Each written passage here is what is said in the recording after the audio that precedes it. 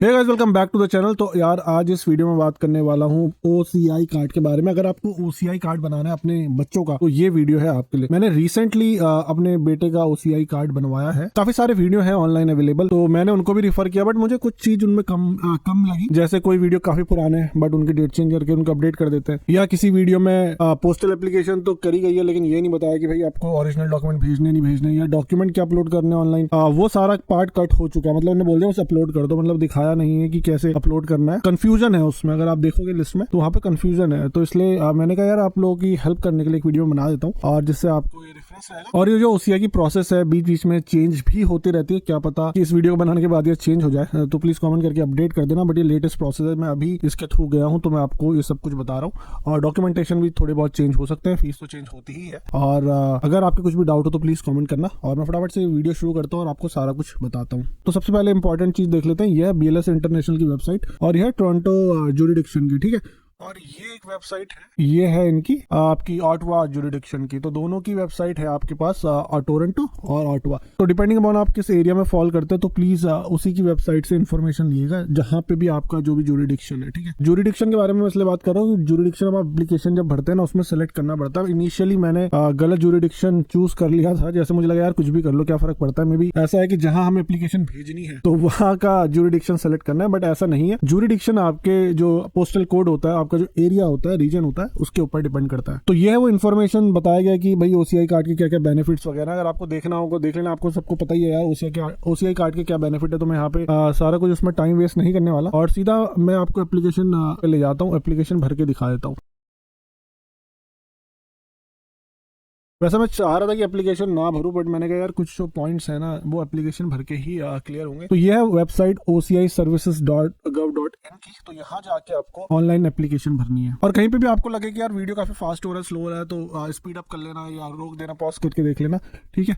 और यहाँ पे थोड़ी प्री रिक्विजिट लिखी हुई है। पहले हम बिफोर यू स्टार्ट ये सारा कुछ इन्फॉर्मेशन है। प्री रिक्विजिट आप जरूर पढ़ लेना। ये फोटो की प्री रिक्विजिट है कि इस इतने 200 पिक्सल बाय 200 पिक्सल की आपको मिनिमम फोटो चाहिए। और कैसी फोटो चाहिए, काफी सारा बच्चों के लिए रिलैक्सेशन है फोटो में। ऐसा नहीं कि बच्चे का मुंह बंद होना चाहिए, थोड़ा स्माइली फेस नहीं होना चाहिए, क्योंकि छोटे बच्चों की फोटो लेना ही बहुत बड़ा चैलेंज रहता है। और कनाडा में तो कुछ कुछ ऐसी जगह हैं जो बच्चों की फोटो नहीं लेती। स्टेपल्स में मैं गया था, स्टेपल्स वालों को कोई इशू नहीं है बच्चों की फोटो लेने का, तो आप वहां पे फोटो ले सकते हैं बच्चों की। और आफ्टर रजिस्ट्रेशन देख लीजिए क्या कह रहा है। After submission of online application copy the application form will be printed online. Application form complete all in respect along with the relevant enclosures and requisite fee may be submitted. तो ये सारा कुछ इन्फॉर्मेशन है, हम proceed करते हैं यहाँ पे। और उसके बाद फिर से यहाँ इंस्ट्रक्शन है फाइलिंग के, बट कंफ्यूजन तो हो ही जाता है तो मैं इसको आगे बढ़ता हूँ। तो देखिए यहाँ पे क्या बोल रहा है कि इसके ना 2 पार्ट है। The registration form part A, then upload image and signature, and finally complete part B। Document supporting your application होंगे और उसके after completing the application hard copy has to be submitted. तो मैं यहाँ पे ये कोड डाल देता हूँ। तो देखिए अगर आप इस पोर्टल में दोबारा से लॉगिन करेंगे तो अगर आपकी जो एप्लीकेशन आपने आधी भर ली उसे सेव किया तो आपको यहाँ से कंप्लीट पार्शली फिल्ड एप्लीकेशन में क्लिक करना है। आपके पास एक नंबर आ जाता है बेसिकली, तो उससे आप इसको रिट्रीव कर सकते हो। बट अभी हम न्यू एप्लीकेशन में जाएंगे, तो न्यू एप्लीकेशन चालू हो गई तो यहाँ पे आप प्लेस ऑफ सबमिशन कनाडा कर देना। अब ये एप्लीकेंट्स इन्फॉर्मेशन पूछ रहा है, तो यहाँ पे आपको बच्चे की इन्फॉर्मेशन देनी है, ठीक है। तो बच्चे का नाम राम है और सरनेम मैंने कुमार ले लिया। और have you ever change your name, तो बच्चों का तो नहीं नेम चेंज होगा, बट है तो आप क्लिक कर सकते हैं। और ये बेसिकली कॉमन एप्लीकेशन है, अगर एडल्ट भी होंगे तो उनके लिए ये। तो यहाँ पे आप जेंडर सेलेक्ट कर लेना और यहाँ पे डेट ऑफ बर्थ के लिए मान लीजिए बच्चा अभी पैदा हुआ है, चलो अप्रैल कर लेते हैं, 1 अप्रैल को पैदा हुआ है। और कंट्री ऑफ बर्थ कर लेते हैं कनाडा। प्लेस ऑफ बर्थ जहाँ भी बर्थ हुआ है उसका रीजन का नाम डाल दीजिए। तो मान लीजिए बच्चा टोरंटो में हुआ है या टोरंटो में हुआ है तो उसको हम यहाँ डाल देंगे। करंट नेशनलिटी तो भाई बच्चे की फिर कनाडा ही होगी, ठीक है, कैनेडियन बच्चा हो गया हमारा। अब यहाँ पे देख ली कह रहा है कि विजिबल मार्क है। नेशनल ID नंबर तो हमें कुछ नहीं मिलेगा तो हम यहाँ नहीं डालेंगे, और पासपोर्ट नंबर नहीं डालना है यहाँ पे, ठीक है। और विजिबल मार्क, अगर आपके पास बच्चे का कोई विजिबल मार्क नहीं है अभी तो आप नो लिख सकते हैं, नो मार्क, ठीक है। ये सब सही है, मैंने भी यही लिखा हुआ है। अब देखिए यहाँ पे एप्लीकेशन पासपोर्ट डिटेल पूछ रहा है, तो यहाँ पासपोर्ट नंबर चाहिए बच्चे का। तो OCI एप्लीकेशन बनाने से पहले आपके पास कैनेडियन पासपोर्ट होना चाहिए बच्चे का। तो फर्स्ट स्टेप है कि आप बच्चे का कैनेडियन पासपोर्ट अप्लाई करें और वो ले लें। तो मान लीजिए कुछ भी नंबर डाल देते हैं यार यहाँ पे। और डेट ऑफ इश्यू मान लीजिए बच्चे का पासपोर्ट जून में हुआ है, 1 जून को, और एक्सपायरी डाल देते हैं इसकी 1989 की, और प्लेस ऑफ इशू वो भी डाल देते हैं, जो भी आपके पासपोर्ट में लिखी है ना ये इन्फॉर्मेशन सारी वहीं से डालनी है। और उसके बाद हम इसे सेव एंड कंटिन्यू कर लेते हैं, तो सेव हो जाएगी एप्लीकेशन। तो ये देखिए यहाँ पे आप ऊपर देखेंगे टेम्परेरी एप्लीकेशन आईडी, तो एक आईडी जनरेट हो गई है यहाँ पे, ठीक है। तो इस आईडी को आप रिट्रीव कर सकते हैं। अब ये बोल रहा है कि भाई फादर्स नेम बताएं, तो फादर्स नेम में भी मैं सोच रहा हूँ राम ही डाल देता हूँ। और फादर्स की नेशनलिटी, तो मैंने जब अप्लाई किया था ना, मैंने अभी हमारी नेशनलिटी इंडियन ही है, तो मैं इंडिया यहाँ पे सिलेक्ट कर रहा हूँ। तो ये बेसिकली प्रोसेस उनके लिए ही रहेगा जिनके पेरेंट्स इंडियन है। और अगर आप कैनेडियन हो गए, आपका वन पेरेंट इंडियन है, तो जो डॉक्यूमेंटेशन है थोड़ा बहुत चेंज हो जाता है, बट जो मैं डॉक्यूमेंट यहाँ बताऊंगा वहाँ पे बच्चे के दोनों पेरेंट्स इंडियन है, ठीक है, बच्चा कैनेडियन है। तो यहाँ पे इंडिया सेलेक्ट कर लेते हैं। तो यहाँ पे देख लेते हैं क्या प्रोफेशन दिए गए, तो जो भी आपको यहाँ पे सही लगता है वो डाल दीजिएगा। मैं प्रोफेशनल डाल दे रहा हूँ। तो मदर्स नेम में मैंने वान्या डाल दिया, आपका जो भी नेम है मदर्स का वो डाल देना। और नेशनलिटी यहाँ पे भी मैं इंडियन सेलेक्ट कर रहा हूँ। और प्रोफेशन में देखिए काफी सारे प्रोफेशन है, सपोज होम मेकर है क्या, यहाँ पे हाउस वाइफ डाल देते हैं, ठीक है। और देखो यहाँ लिखा relation with the root Indian, तो रिलेशन क्या एप्लीकेंट का, मतलब बच्चे का क्या है रिलेशन, तो यहाँ पे फादर आप डाल देना, ठीक है। अगर आप अपनी आपका बच्चा है तो आप फादर डालेंगे। तो उसको फिर सेव एंड कंटिन्यू कर देता हूँ। यहाँ पे देखो, यहाँ मैंने ये चीज भूल गया था, मिशन भरना, तो यहाँ पे अब आ गया मिशन कोड इज रिक्वायर्ड। ये मैं जो आपको स्टार्टिंग बता रहा था बहुत इंपॉर्टेंट है। तो यहाँ पे 3 मिशन दिए हैं, ऑटवा, टोरंटो और वैंकूवर। तो अगर आपका बच्चा इस रीजन में फॉल करता है, और depending upon the postal code और रीजन वही होता है, और जहां आप एप्लीकेशन भेज रहे हैं ऐसा कुछ नहीं है, तो एप्लीकेशन तो वहीं जाएगी जहाँ का रीजन है, बट ये सारा आपका रीजन वाइज डिपेंड है। तो मैं यहाँ पे टोरंटो सेलेक्ट कर लेता हूँ और इसको सेव एंड कंटिन्यू कर देता है। तो भाई ये पेज सेकंड आ गया। यहाँ पे आपको एड्रेस डालना है, बच्चे का एड्रेस यानी कि आपका एड्रेस, तो वो यहाँ पे भर देना। तो मैं फटाक से भर देता हूँ, और आपका जो भी एड्रेस है आप वो भर दो। तो ठीक है, यहाँ पे मैंने सारी डिटेल डाल दी है। सारा कुछ गलत एड्रेस है, तो इसको कुछ भी मत करिएगा आप। तो यहाँ पे देखिए एरिया कोड डाल दिया, मोबाइल नंबर, टेलीफोन नंबर आप सेम कर सकते हैं, और उसके बाद ईमेल डाल दीजिएगा। इस ईमेल सही डालना बिल्कुल से, और ईमेल आपकी ईमेल में सारी एप्लीकेशन की डिटेल आती है, तो सारा कुछ सही डालना। तो इसको मैं नेक्स्ट कर देता हूँ। भाई देखो ये कह रहा है वेरीफाई इन्फॉर्मेशन करो, तो यहाँ पे अपनी वेरीफाई कर लेना सारी इन्फॉर्मेशन सही है कि नहीं, और उसके बाद सबमिट में दबा देना। मॉडिफाई करोगे मॉडिफाई भी कर सकते हो, बट सबको सही लगे यहाँ पे सबमिट। तो ये आ गया आपका फाइल रेफरेंस नंबर। तो इसको आपको सेव करना है, आपकी टेम्परेरी एप्लीकेशन आईडी यहाँ पे, तो इसकी जरूरत नहीं पड़ेगी, आप इससे जा सकते हैं और उसके बाद आप लॉगिन कर सकते हैं। तो ये बोल रहा है कि अब आपको सिग्नेचर चाहिए, इमेज चाहिए, ये सारा कुछ चाहिए, ठीक है। और यहाँ पे हम कहते हैं yes I am already ready. तो ये फोटो का देखिए स्पेक फाइनल डाउनलोड करने को बोल रहा है, आप इसको डाउनलोड करके इसके हिसाब से फोटो बना लेना। तो मैं इसे कैंसिल कर देता हूँ, और मैं यहाँ पे एक डमी फोटो और डमी सिग्नेचर डाल देंगे। तो मैंने यहाँ पे ब्लैंक फोटो और ब्लैंक सिग्नेचर ऐसे अपलोड कर दिया। आप यहाँ पे देखिए क्रॉप का भी ऑप्शन है, तो क्रॉप आप कर सकते हैं। और यहाँ पे देखिए मैंने 2x2 की 200x200 की फोटो लगाई थी। तो ये बोल रहा है कि applicant photo which you have selected is as per the instruction, but अगर एज पर द इंस्ट्रक्शन नहीं है तो आप यहाँ पे क्रॉप का बटन करेंगे और सिलेक्शन वगैरह करके कर सकते हैं, ठीक है। और यहाँ पे देखिए सिग्नेचर के लिए बोल रहा है aspect ratio applicant signature should be 10, तो ये गलत है, तो इसको हम सही कर देते हैं। अब ये कह रहा है सही है, ठीक है, क्योंकि मैंने यही सैंपल यहाँ अपलोड कर दिया था, तो इससे गलत लगा। तो बच्चे के सिग्नेचर तो होंगे नहीं, तो थंब इंप्रेशन लगेगा यहाँ पे, तो आप उसका थंब इंप्रेशन ले लेना। तो यहाँ पे अपलोड कर देते हैं इसको। तो देखो फोटो और सिग्नेचर अपलोड हो गए।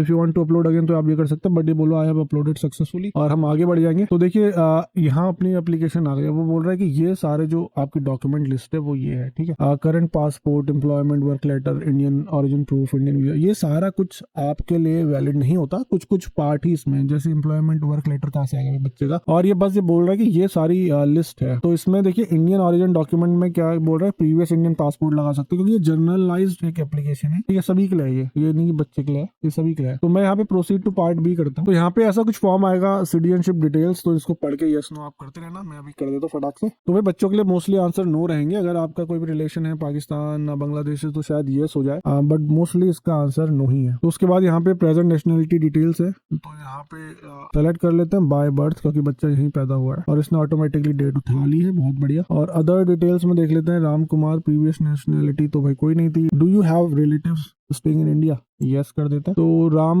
कुमार का बोल रहा है कि रिलेटिव्स क्या है, तो यहाँ पे आप अपना ना जितने भी आपके रिलेटिव्स है दे सकते हैं। अगर ग्रैंड पेरेंट्स है तो उनका नाम दे दो, इनफ है। तो मैंने भी यही किया था। तो मान लीजिए आप शांति देवी लिख देते हैं यहाँ पे, और यहाँ भी XYZ कॉलोनी और कुछ भी एड्रेस डाल देते हैं यार, दिल्ली लिख देता हूँ बस, मैं ज्यादा क्या लिखने। और यहाँ पे मदर, जो भी रिलेशन है और जो भी एज है आप डाल देना। और यहाँ से ऐड भी कर सकते हैं, डिलीट भी कर सकते हैं, तो मैं वो नहीं कर रहा। Has any of the applicant face criminal proceeding, तो ये नहीं रहेगा, नो रहेगा, और इसे हम सबमिट कर देते हैं। तो होपफुली मैं काफी तेज से नहीं बता रहा हूँ, और मैं हल्के हल्के बता रहा हूँ। और उसके बाद भी अगर आपको कोई डाउट है तो यार कमेंट करके जरूर बताना। और लेट्स सी अब आगे देखिए, यहाँ पे बोल रहा है कि अपलोड करो अब सपोर्टिंग डॉक्यूमेंट्स, तो वो हम काम कर लेते हैं। तो यहाँ पे बेसिकली इतना ही है, ठीक है, इस एप्लीकेशन में ये जो एप्लीकेशन का पार्ट है, और ये बड़ा इंपॉर्टेंट है। देखो, document reupload limit is 5 after which reupload is not allowed. Document we limit is 3 after which document is not allowed. तो यहाँ लिमिट है, आप दोबारा अपलोड करने की भी लिमिट। और मेरे संग ऐसा हुआ था, मैंने सिर्फ डॉक्यूमेंट व्यू किया था एक बार, बल्कि यहाँ लिमिट 3 है, बट दोबारा मैं व्यू कर रहा था तो मुझे अलाउ नहीं कर रहा था। तो मेक श्योर आप जो डॉक्यूमेंट अपलोड कर रहे हैं ना, एक ही बार में सही डॉक्यूमेंट अपलोड कर रहे हैं, नहीं तो भाई एप्लीकेशन है, इशू भी आ सकता है और उसके बाद काफी टाइम लग जाएगा सही वही होने में, या नहीं भी होगा पता नहीं, बट आप एक ही बार में डॉक्यूमेंट जो है कोशिश करिएगा एप्लीकेशन आप सही भरें। तो बच्चे के केस में भाई सबसे पहले ना आप पासपोर्ट अपलोड करेंगे, ठीक है, यहाँ पे आप पासपोर्ट अपलोड कर देना। तो यहाँ पे मैंने पासपोर्ट का डमी अपलोड कर दिया, और उसके बाद अगर आप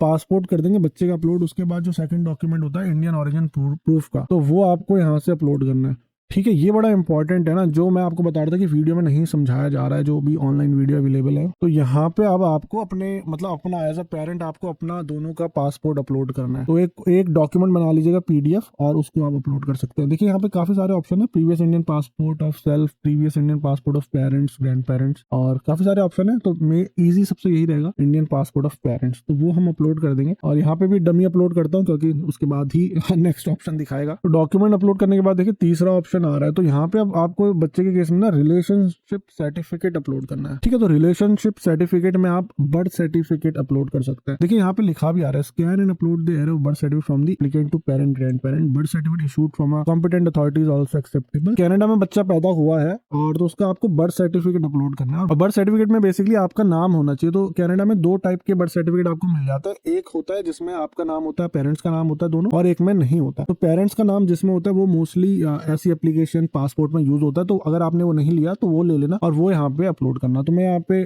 डमी अपलोड करके और आगे बढ़ते हैं। तो देखो सारे डॉक्यूमेंट अपलोड हो गए। अगर आपको इस यहाँ पे स्टेज में मैरिज सर्टिफिकेट भी अपलोड करना है तो आप कर सकते हैं, बट मैंने नहीं किया था। तो अगर आप BLS वालों को कॉल करेंगे तो कोई सपोर्ट वाला बंदा कहेगा कि अपलोड करना है, कोई कहेगा नहीं करना। तो आप कर भी सकते हैं, नहीं कर सकते। मैंने नहीं किया था, बट मैंने डॉक्यूमेंट लिस्ट में भेजा जरूर था। तो यहाँ पे कोई ऑप्शन होगा देखिए मैरिज सर्टिफिकेट का, तो यहाँ पे आप अपलोड कर सकते हैं। तो मुझे यहाँ पे लगा था कि मैरिज सर्टिफिकेट, तो भाई बच्चों का मैरिज सर्टिफिकेट कहाँ से आएगा। और देखो यहाँ पे लिखा भी है, uploading of marriage certificate is applicable only for spouse based OCI application. तो आपको मैरिज सर्टिफिकेट वगैरह अपलोड करने की जरूरत नहीं है। बट जैसा मैं बता रहा था BLS को आप कॉल करोगे तो कह भी सकते हैं, बट आप नहीं करना। मैंने ये तीनों ही डॉक्यूमेंट अपलोड किए थे और उसके बाद फाइनल सबमिट में क्लिक कर देंगे। तो यहाँ पे देखिए जनरेट रजिस्ट्रेशन फॉर्म करना है, और ये आपका फॉर्म जनरेट हो गया। तो मैं डाउनलोड करके आपको दिखा देता हूँ कैसा लगता है। तो भाई ऐसी कुछ एप्लीकेशन लगेगी, यहाँ पे आपके बच्चे की फोटो होगी, यहाँ पे उसके थंब इंप्रेशन होंगे, और उसका नाम है सारा कुछ इन्फॉर्मेशन जैसे जैसे हमने भरा था ना, वो सारा कुछ इस एप्लीकेशन में दिया गया। और यहाँ पे दिखा देंगे आपने क्या क्या डॉक्यूमेंट अपलोड किए हुए हैं। तो ये आपकी एप्लीकेशन है। तो मैं थोड़ा इसे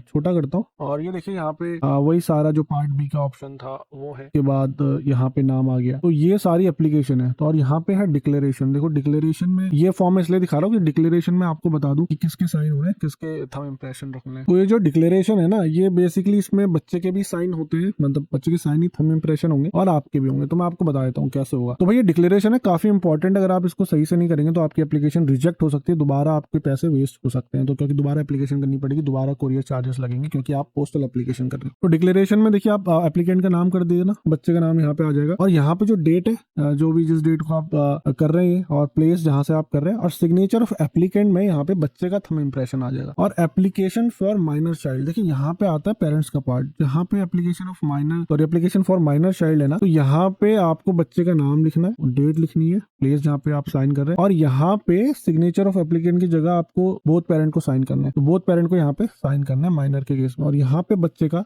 थंब इंप्रेशन लगेगा। और अगर मैं आपको थोड़ा नीचे दिखाऊं तो यहाँ पे instruction for filling application form भी है। तो ये इंस्ट्रक्शन है, ये जो पार्ट होता है थर्ड और ये फोर्थ जो पेज है, ये नहीं जाना आपको एप्लीकेशन में। अगर आप इसे नहीं भी प्रिंट करेंगे तो चल जाएगा, और बाकी सारे डॉक्यूमेंट वगैरह है क्या क्या जाएंगे।